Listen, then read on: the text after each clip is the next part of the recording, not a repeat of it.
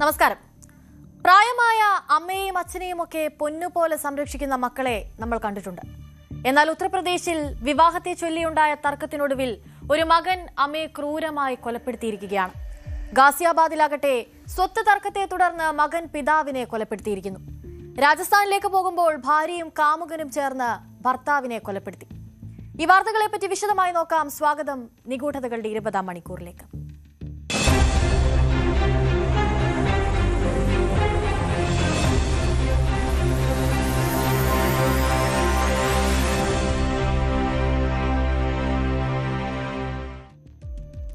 വാർദ്ധക്യത്തിൽ അത്രയധികം സ്നേഹത്തോടെയും ബഹുമാനത്തോടെയും നമ്മൾ സംരക്ഷിക്കേണ്ടവരാണ് നമ്മുടെ മാതാപിതാക്കൾ. എന്നാൽ സംരക്ഷിക്കേണ്ടവർ തന്നെ ജീവനെടുക്കുന്ന ഒരുപാട് വാർത്തകൾ നമുക്ക് ചുറ്റും നടക്കുന്നുമുണ്ട്. ഉത്തർപ്രദേശിൽ വിവാഹവുമായി ബന്ധപ്പെട്ട തർക്കത്തിനൊടുവിൽ 28-കാരൻ അമ്മയെ കൊലപ്പെടുത്തിയിരിക്കുകയാണ്.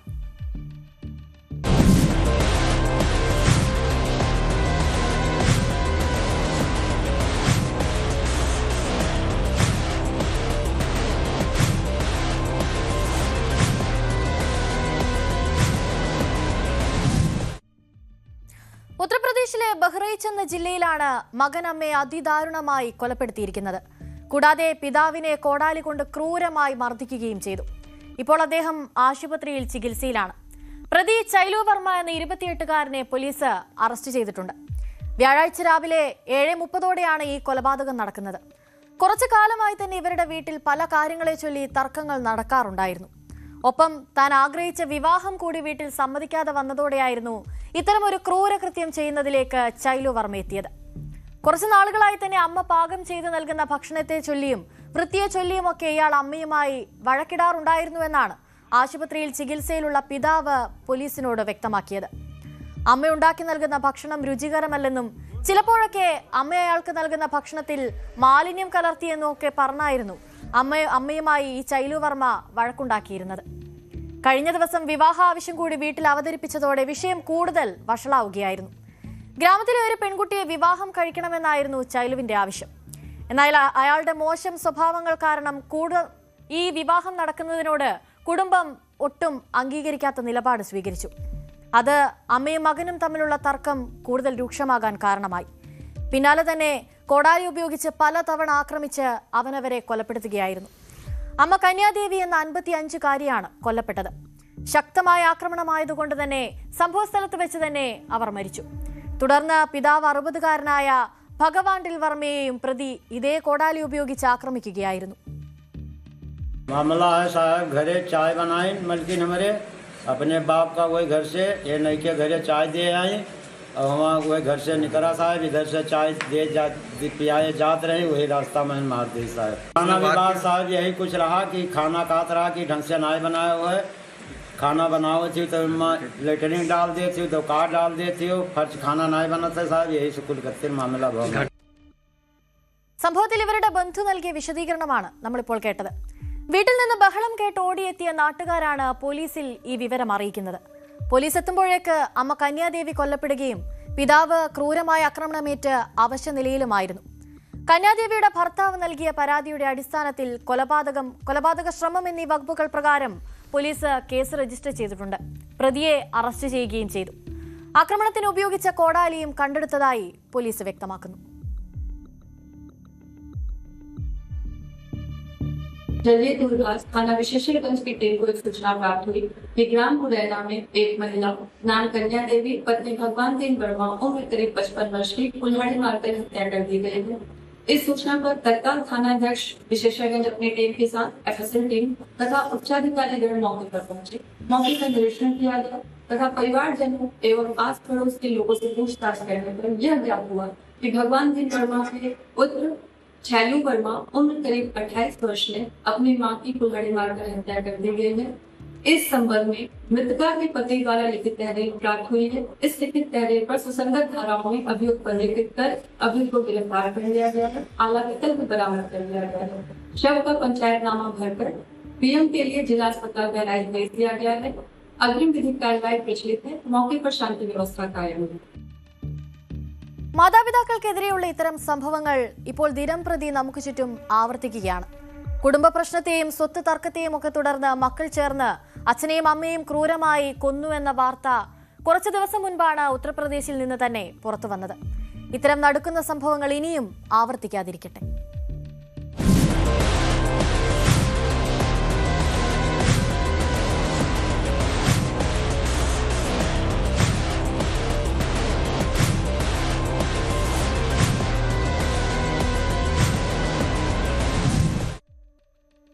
രാജസ്ഥാനിൽ ഭാര്യയും കാമുകനും ചേർന്ന് യുവാവിനെ വിഷം കൊടുത്തു കൊലപ്പെടുത്തി.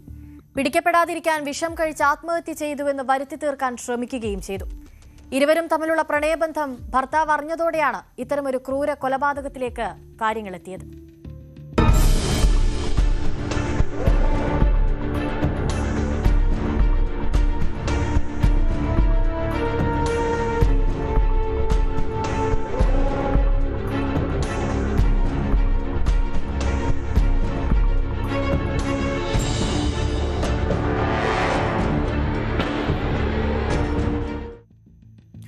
രാജസ്ഥാനിലെ പിസാങ്കോൺ പോലീസ് സ്റ്റേഷൻ പരിധിയിലാണ് ഈ സംഭവം നടക്കുന്നത്.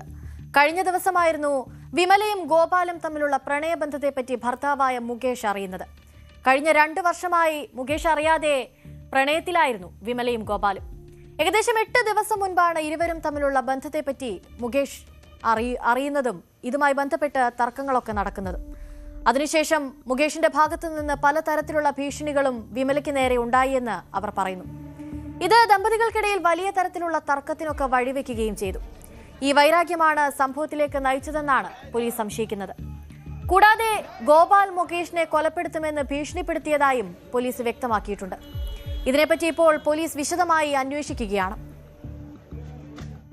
कल पिसांगन थाने में इस तरह का एक मामला आया था जहां एक पुरुष की बॉडी घर पर मिली थी, जिसमें प्रथम जो सूचना मिली थी उसमें ये मिली थी कि भाई ये जहर खा के इसकी मृत्यु कारित हुई है।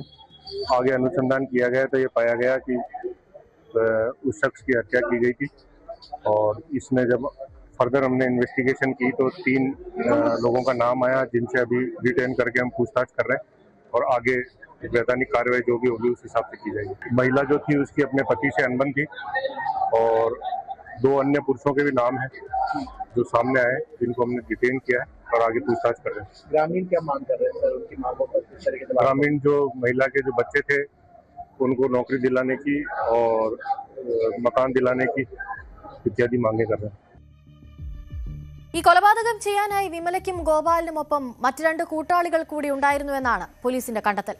കൊലപാതക ശേഷം ഇതൊരു ആത്മഹത്യയാണെന്ന് വരുത്തി തീർക്കാനും ഈ പ്രതികൾ ശ്രമിച്ചു. വിഷം നൽകി കൊലപ്പെടുത്തിയ ശേഷം മുകേഷിന് മുകളിലൂടെ ചുവന്ന മരുന്നൊഴിക്കുകയും ചെയ്തു. ഇവർ 4 പേരും ചേർന്ന് ബലമായാണോ മുകേഷിന് വിഷം നൽകിയത് എന്നതും ഒരു സംശയമായി ഇപ്പോൾ ബാക്കിയാവുകയാണ്. കൃത്യമായ മരണകാരണം പോസ്റ്റ്മോർട്ടം റിപ്പോർട്ടിന് ശേഷം മാത്രമേ വ്യക്തമാകൂ എന്നാണ് പോലീസും വിശദീകരിച്ചിരിക്കുന്നത്. കൊലപാതകത്തിൽ പ്രതിഷേധവുമായി മുകേഷിന്റെ ബന്ധുക്കൾ രംഗത്തെത്തുന്ന സാഹചര്യവുമുണ്ടായി. അവരിൽ ചിലരുടെ പ്രതികരണത്തിലേക്ക് കൂടി നമുക്ക് പോകാം. ग्राम नातुतला में कृषि कार्य करता था मुकेश। उसकी बिमला और उसके अन्य सहयोगी ने मिलकर उसकी हत्या कर दी है ग्राम नातुतला के अंदर। और ये 5 बच्चे हैं, इसके अनाथ हो गए हैं। तो हम प्रशासन से यही मांग करते हैं कि इन बच्चों का भविष्य देख के और उक्त आरोपी की जो जितनी भी संपत्ति है वो कुड़ और नीलाम करके उक्त प्रॉपर्टी को इन बच्चों के नाम की जाए। हमारी मांग ये है कि जब तक हमारे भतीजे को न्याय नहीं मिले, जब तक हम यहाँ से मोर्चरी से कहीं जाने वाले नहीं है। और दूसरी बात, ये बच्चे हैं आज कब 18 साल के होंगे। इनकी माँ ने इनके पिता का मर्डर करके वो तो वैसे ही चली गई और इसके पिता वैसे शांत हो गए, तो ये तो अनाथ हो गए। इनका रखवाला कौन है? तो हम ये प्रशासन से मांग करते हैं कि एक तो इनको उचित न्याय मिले। വ്യാഴാഴ്ച രാവിലെയാണ് മുകേഷിനെ വീട്ടിൽ മരിച്ച നിലയിൽ കണ്ടെത്തുന്നത്. നിലവിലിപ്പോൾ ഭാര്യയായ വിമലയെയും കാമുകൻ ഗോപാൽ സിംഗിനെയും കൊലപാതക കുറ്റം ചുമത്തി പോലീസ് കസ്റ്റഡിയിലെടുത്ത് ചോദ്യം ചെയ്തിരുന്നു. ചോദ്യം ചെയ്യലിൽ ഭാര്യ കൊലപാതകം സമ്മതിച്ചതിനാൽ തന്നെ പോലീസ് പ്രതികളുടെ അറസ്റ്റും രേഖപ്പെടുത്തി.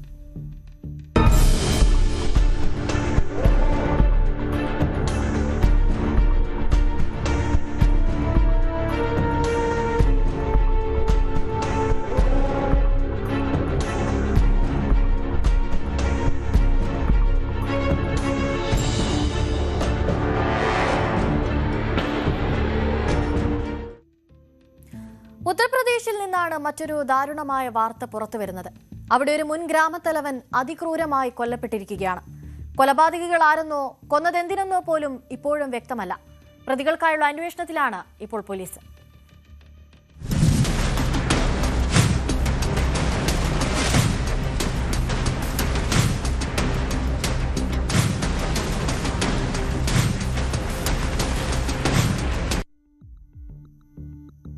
ഉത്തർപ്രദേശിലെ സഹത്വാർ പ്രദേശത്തെ ഉധാ ഗ്രാമത്തിൽ വ്യാഴാഴ്ച രാത്രിയാണ് ഈ കൊലപാതകം നടക്കുന്നത്. ഉധാ ഗ്രാമത്തിലെ താമസക്കാരനായ റാംബിയാസ് വർമ്മയാണ് അതിദാരുണമായി കൊല്ലപ്പെടുന്നത്. വ്യാഴാഴ്ച രാത്രി ഭക്ഷണം കഴിച്ച ശേഷം വീട്ടിൽ നിന്ന് ഏകദേശം 100 കിലോമീറ്റർ അകലെയുള്ള കുഴൽക്കിണറിന് സമീപമുള്ള ഒരു കുടിലിൽ ഉറങ്ങാനായി പോയതായിരുന്നു ഈ റാംബിയാസ്.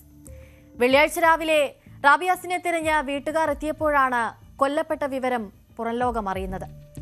തലയിൽ മൂർച്ചയുള്ള എന്തോ ഒരു ആയുധം ഉപയോഗിച്ച് അതിക്രൂരമായി അടിച്ചതാണ് റാംബിയാസിന്റെ മരണത്തിലേക്ക് നയിച്ചത്. മുൻ ഗ്രാമത്തലവൻ കൂടിയായിരുന്നു ഈ കൊല്ലപ്പെട്ട റാംബിയാസ് വർമ്മ എന്ന് പറയുന്നയാൾ. അദ്ദേഹത്തിന് ഒരു മകനും 3 പെൺമക്കളുമാണുള്ളത്. കൊലപാതകത്തിന് പിന്നിലെ ലക്ഷ്യമെന്താണെന്നോ കൊന്നതാരാണെന്നോ ഉള്ളതിൽ കുടുംബത്തിനും ഇതുവരെ ഒരു വ്യക്തതയും ലഭിച്ചിട്ടുമില്ല. मेरे पिताजी को जो मारकर हत्या कर दिया गया है, ईंटे से मारकर सर फोड़ दिया गया है। पुरानी विवाद था, लेकिन अब मेरे को पता नहीं है। अब कल गए थे, कहाँ विवाद किए कि क्या किया हमको पता नहीं है। मैं 5:30 बजे यहाँ आकर के देखे तो हो गया था। पता लगेगा तो फिर किया जाएगा। अभी क्या किसको क्या करें, अभी कह रहे हैं कि किसको कहना है तो लिख कर दीजिए। तभी कैसे हम डिसीजन ले लें तुरंत, किसको लिखवा दें। सब लोग यहीं जुटे हैं, अब किसको कहेंगे ये है ये नहीं है।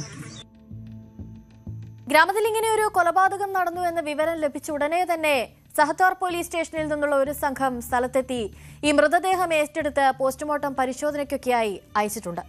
പോലീസ് സ്ഥലം പരിശോധിക്കുകയും കൂടുതൽ തെളിവുകൾ ശേഖരിക്കുകയും അന്വേഷണം ആരംഭിക്കുകയും ചെയ്തിരിക്കുകയാണ്. ഇപ്പോൾ കുടുംബത്തിന്റെയും ബന്ധുക്കളുടെയും അടക്കം വിശദമായ മൊഴി രേഖപ്പെടുത്തിയാണ് ഇപ്പോൾ ഈ അന്വേഷണം മുന്നോട്ടു പോകുന്നത്. ഉത്തർപ്രദേശിലെ ഒരു ഉൾനാടൻ ഗ്രാമമായതുകൊണ്ട് തന്നെ ഈ സംഭവം നടന്നത് CCTV ദൃശ്യങ്ങളിലൊന്നും തന്നെ പതിഞ്ഞിട്ടുമില്ല. CCTV അടക്കമുള്ള കാര്യങ്ങൾ അത്തരം ഭാഗങ്ങളിൽ വളരെ കുറവായിരിക്കും. അതുകൊണ്ട് തന്നെ അത്തരത്തിലുള്ള ഒരു തെളിവും പോലീസിന് സഹായകമാകും വിധത്തിൽ ലഭിക്കില്ല എന്നതും അന്വേഷണത്തിൽ ഇപ്പോൾ വലിയ തരത്തിലുള്ള പ്രതിസന്ധിയാണ് സൃഷ്ടിക്കുന്നത്.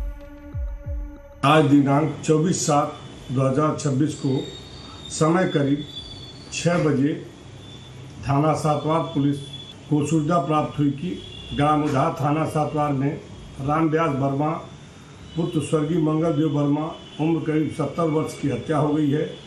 इस सूचना पर थाना सातवार बलिया की पुलिस तत्काल मौके पर पहुंची। शव को कब्जे में लेकर नियमानुसार पंचायतनामा की कार्रवाई पूर्ण की गई। मृतक उपरोक्त के सिर में चोट लगी है।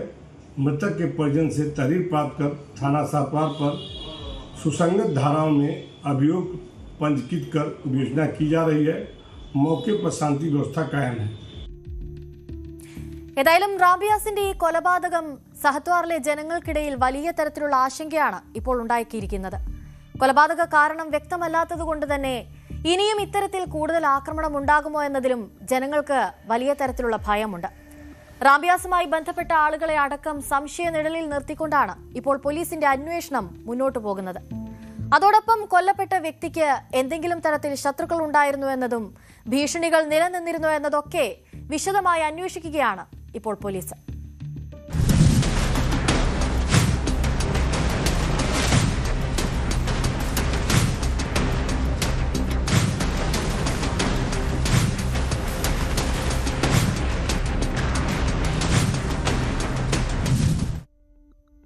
മടങ്ങിയെത്താം ഇടവേളയ്ക്ക് ശേഷം.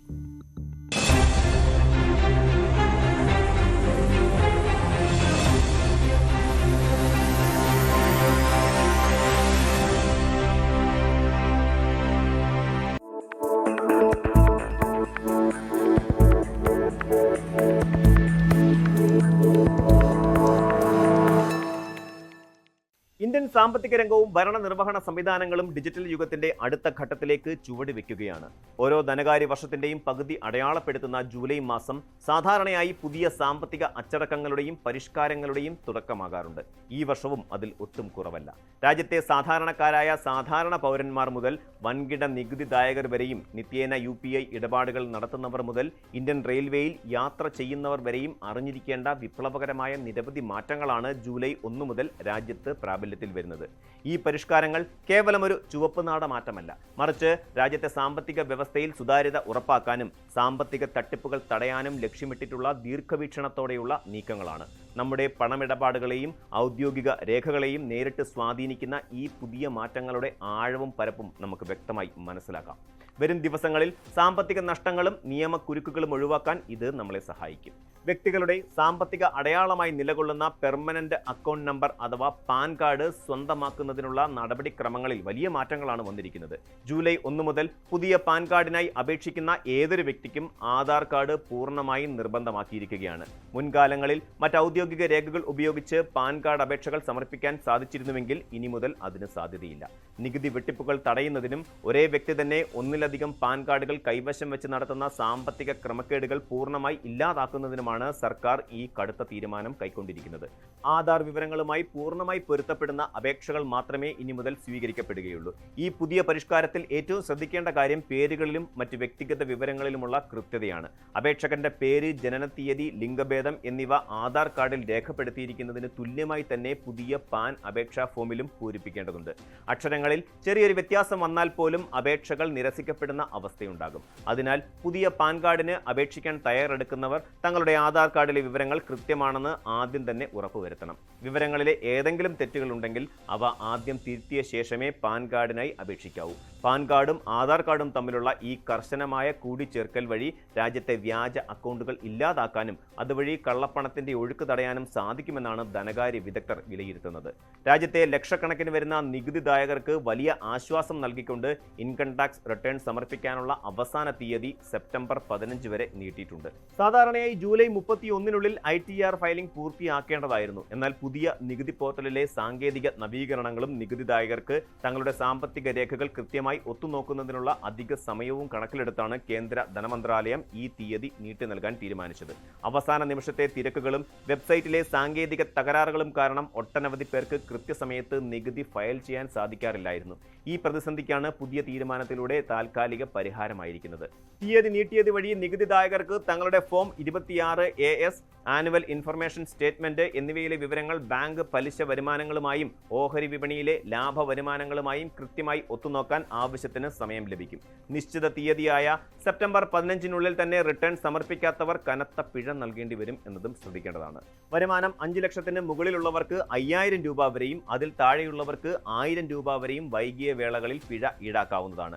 അതോടൊപ്പം കൃത്യസമയത്ത് നികുതി റിട്ടേൺ സമർപ്പിക്കുന്നത് ഭാവിയിൽ ബാങ്ക് വായ്പകൾ ലഭിക്കുന്നതിനും വിദേശ വിസ നടപടികൾ വേഗത്തിലാക്കുന്നതിനും അത്യന്താപേക്ഷിതമായതിനാൽ നികുതിദായകർ ഈ അധിക സമയം പരമാവധി പ്രയോജനപ്പെടുത്തണം. ഇന്ത്യയിലെ ഡിജിറ്റൽ വിപ്ലവത്തിന്റെ ആണിക്കല്ലായ യൂണിഫൈഡ് പേയ്മെന്റ് ഇന്റർഫേസ് അഥവാ UPI ഇടപാടുകളിൽ ഉപഭോക്താക്കൾ നേരിട്ടിരുന്ന ഏറ്റവും വലിയ തലവേദനയ്ക്കാണ് ജൂലൈ 1 മുതൽ പരിഹാരമാകുന്നത്. ഡിജിറ്റൽ പണമിടപാടുകൾ നടത്തുമ്പോൾ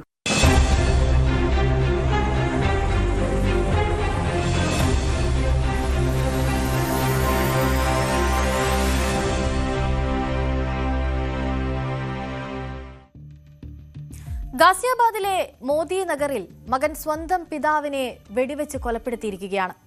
സ്വത്തിനെ ചൊല്ലിയുള്ള തർക്കമാകാം കൊലപാതക കാരണമെന്നാണ് പോലീസിന്റെ നിഗമനം.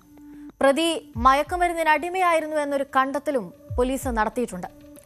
ഏതായാലും ഈ കൊലപാതക ശേഷം മുങ്ങിയ പ്രതിക്കായുള്ള അന്വേഷണത്തിലാണ് ഇപ്പോൾ പോലീസ്.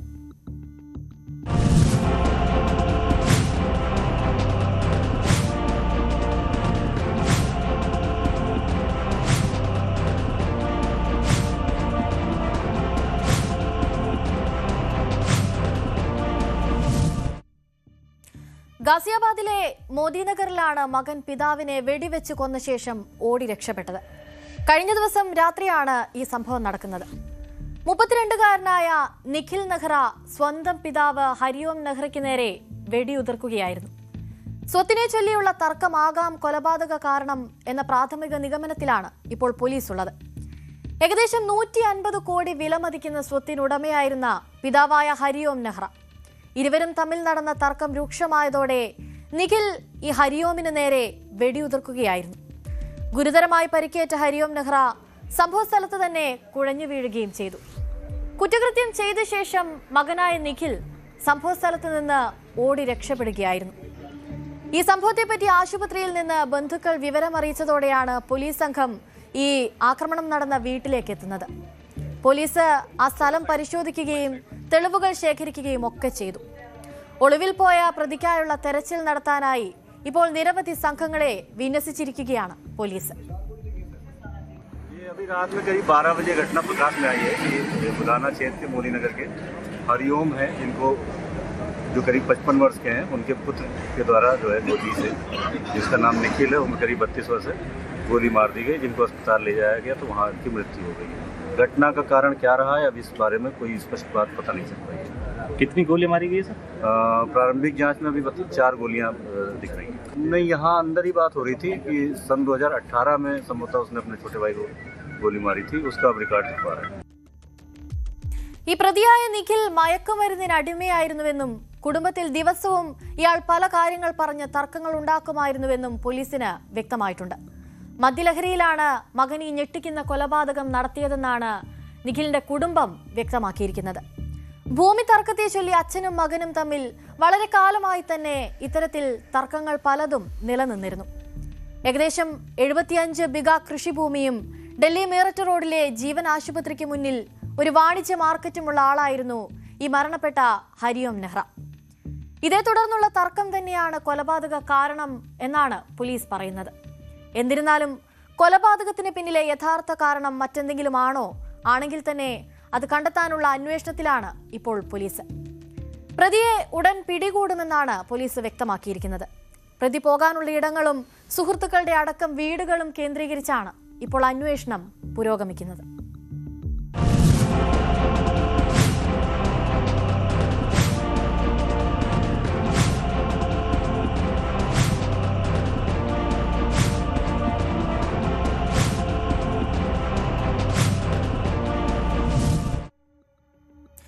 പഴയൊരു വൈരാഗ്യത്തെ ചൊല്ലിയുണ്ടായ തർക്കം, ആ തർക്കം കലാശിച്ചത് ഒരു കൊലപാതകത്തിലാണ്.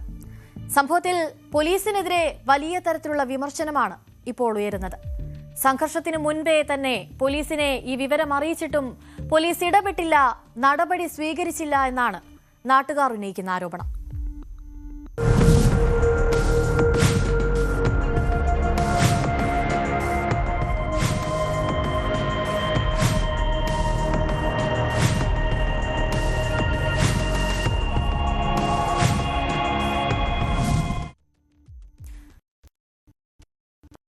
ഗുരുദാസ്പൂരിലാണ് തർക്കത്തെ തുടർന്നുള്ള ഈ കൊലപാതകം നടന്നിരിക്കുന്നത്.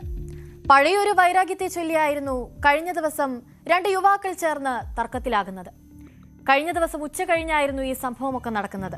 സംഘർഷത്തിനൊടുവിൽ യുവാക്കളിൽ ഒരാൾക്ക് ഗുരുതരമായി പരിക്കേൽക്കുകയായിരുന്നു. ഉടൻ തന്നെ ഇയാളെ ആശുപത്രിയിലേക്ക് കൊണ്ടുപോയെങ്കിലും ജീവൻ രക്ഷിക്കാനായില്ല എന്നാണ് ബന്ധുക്കൾ പറയുന്നത്.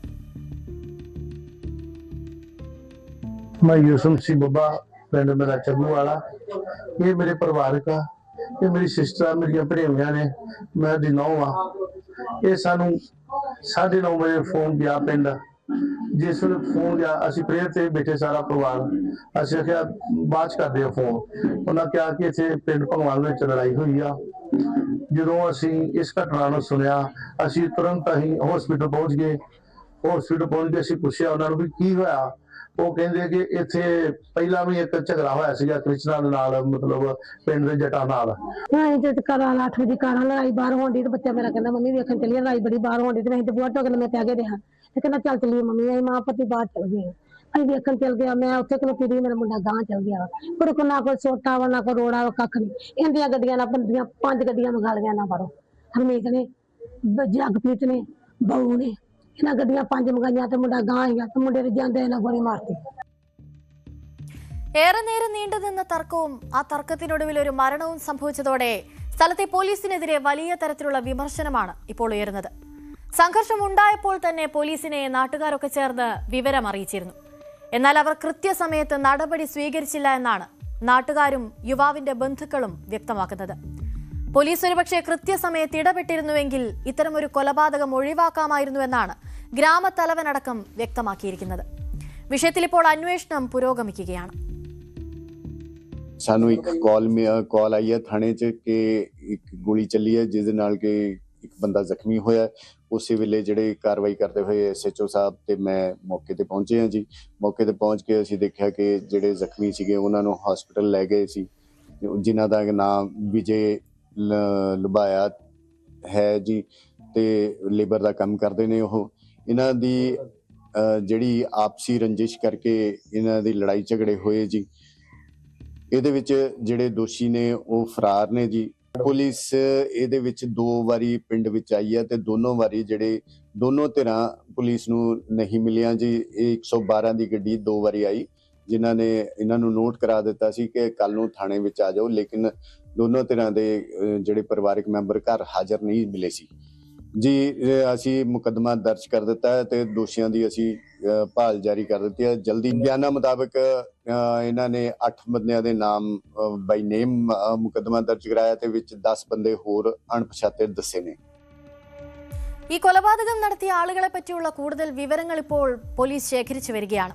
യുവാവിനെ മർദ്ദിക്കാൻ ഒന്നിലധികം പേരുണ്ടായിരുന്നു എന്നതിലടക്കം പോലീസ് വ്യക്തത വരുത്തേണ്ടതുണ്ട്. കൂടാതെ സമീപത്തെ CCTV ദൃശ്യങ്ങളടക്കം കേന്ദ്രീകരിച്ചാണ് ഇപ്പോൾ ഈ അന്വേഷണം പുരോഗമിക്കുന്നത്. പ്രതികൾ പോകാനിടയുള്ള സ്ഥലങ്ങൾ കേന്ദ്രീകരിച്ചും ഇപ്പോൾ അന്വേഷണം നടത്തുകയാണ് പോലീസ്.